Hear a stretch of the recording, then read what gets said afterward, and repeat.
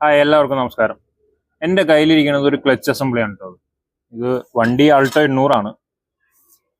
ഈ ക്ലച്ചിന്റെ ഫേസ് ഇത് നോക്കിയാൽ അറിയാൻ പറ്റും ഇതിന്റെ ക്ലച്ച് എത്രത്തോളം കാല് താങ്ങി ഓടിച്ചിട്ടുണ്ടെന്നുള്ളത്. മാക്സിമം ഫിനിഷ് ചെയ്യണ വരെ ഓടിച്ചിട്ടുണ്ട് വണ്ടി മൂവ് ആവാണ്ടാണ് വന്നിരിക്കുന്ന വണ്ടി. ഈ റിവിറ്റ് കാര്യങ്ങളെല്ലാം പുറത്തേക്ക് പോകും. ഈ ഗിയർ ബോക്സ് അഴിക്കാൻ വേണ്ടി നോക്കിയപ്പോൾ മൊത്തം ഓയിൽ ലീക്കും. ഗിയർ ഓയിൽ നോക്കിയപ്പോൾ ആകപ്പാടെ കുറച്ച് ഓയിലേ കിട്ടിയിട്ടുള്ളൂ അതിൻ്റെ ഉള്ളിൽ. ഇത് ഓയിൽ സാധാരണഗതിയിൽ ഇതിൽ ഗിയർ ഓയിൽ ലീക്ക് വരിക ഒന്നുമില്ലെങ്കിൽ ഡ്രൈവ് ഷാഫ്റ്റിന്റെ സീൽ അല്ലെങ്കിൽ ഇൻപുട്ട് ഷാഫ്റ്റിന്റെ സീൽ, ഇത് രണ്ടുമാണ് മെയിനായിട്ട് ലീക്ക് വരാറ്. പക്ഷെ ഇതില് നോക്കുമ്പോൾ ഇവിടെ നമ്മുടെ ബെല്ലോസിങ് ക്രാക്ക് ആയിട്ടുണ്ട്. ഇവിടെ ഉള്ളിൽ നിന്നൊരു പിന്ന് പുറത്തേക്ക് വന്നിട്ടുമുണ്ട്. അത് ഓപ്പൺ ചെയ്ത് നോക്കിയാലേ ഇപ്പൊ വിവരം അറിയാൻ പറ്റുള്ളൂ എന്തിന്റെയാണ് പിന്നെന്ന് അറിയുക. സാധാരണ ഈ സൈഡിൽ വരുന്ന ക്രൗണും പിനിയനും സണ്ണും സ്റ്റാറും വീലും ആണ് ഇവിടെ വരാറ്.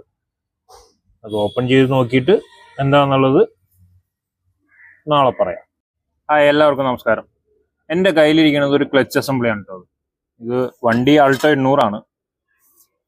ഈ ക്ലച്ചിന്റെ ഫേസ് ഇത് നോക്കിയാൽ അറിയാൻ പറ്റും ഇതിന്റെ ക്ലച്ച് എത്രത്തോളം കാല് താങ്ങി ഓടിച്ചിട്ടുണ്ടെന്നുള്ളത്.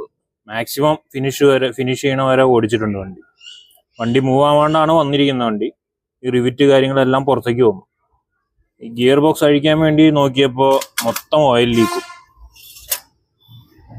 ഗിയർ ഓയിൽ നോക്കിയപ്പോൾ ആകപ്പാടെ കുറച്ച് ഓയിലേ കിട്ടിയിട്ടുള്ളൂ അതിൻ്റെ ഉള്ളിൽ. ഇത് ഓയിൽ സാധാരണഗതിയിൽ ഇതിൽ ഗിയർ ഓയിൽ ലീക്ക് വരിക ഒന്നുമില്ലെങ്കിൽ ഡ്രൈവ് ഷാഫ്റ്റിന്റെ സീൽ അല്ലെങ്കിൽ ഇൻപുട്ട് ഷാഫ്റ്റിന്റെ സീൽ, ഇത് രണ്ടുമാണ് മെയിനായിട്ട് ലീക്ക് വരാറ്. പക്ഷെ ഇതില് നോക്കുമ്പോൾ ഇവിടെ നമ്മുടെ ബെല്ലോസിങ് ക്രാക്ക് ആയിട്ടുണ്ട്. ഇവിടെ ഉള്ളിൽ നിന്നൊരു പിന്ന് പുറത്തേക്ക് വന്നിട്ടുമുണ്ട്. അത് ഓപ്പൺ ചെയ്ത് നോക്കിയാലേ ഇപ്പൊ വിവരം അറിയാൻ പറ്റുള്ളൂ എന്തിന്റെയാണ് പിന്നെന്ന് അറിയുക. സാധാരണ ഈ സൈഡിൽ വരുന്ന ക്രൗണും പിനിയനും സണ്ണും സ്റ്റാറും വീലും ആണ് ഇവിടെ വരാറ്. അത് ഓപ്പൺ ചെയ്ത് നോക്കിയിട്ട് എന്താന്നുള്ളത് നാളെ പറയാം.